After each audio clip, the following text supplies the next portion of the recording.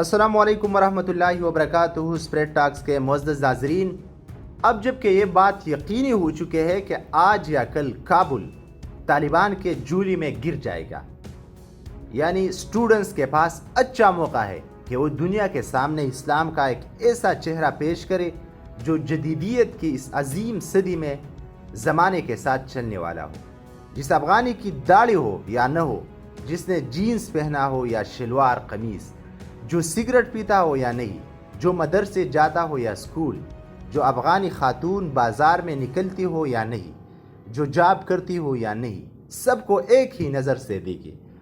آپ کے پاس جو اقلیتی قومیں یا فرقے ہیں، ان کی زندگی اجیران نہ کرے۔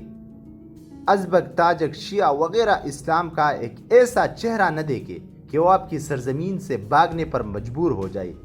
ہر فرقے کو مکمل مذہبی آزادی، اس سے دنیا میں اسلام کا بہترین چہرہ سامنے آ جائے گا۔ کلچر کی بے خونی نہ کرے، روایتی رقص اور لباس پہننے والوں کو برا بلا نہ کہے۔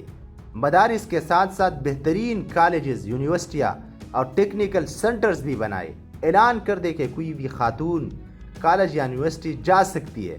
فی الحال ہی اقدامات کرے، آپ کی داڑھی اور پگڑی دنیا میں ایک پہچان بن جائے گی۔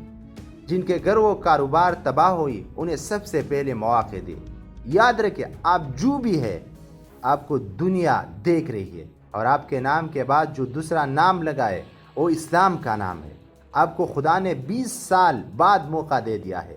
اسلام کا ایک ایسا چہرہ پیش کرے جو دنیا سمجھے کہ واقعی یہ دین تنگ نظری، دہشت گردی اور انتہا پسندی کا دین نہیں ہے۔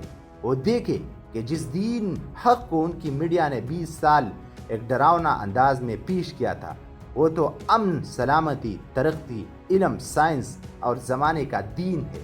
ناظرین، اگر طالبان نے اس طریقے پر عمل کیا تو یقین جائے دنیا میں اسلام غالب رہے گا۔ اللہ نے قرآن میں کہا کہ تم ہی غالب رہو گے اگر تم مومن ہو۔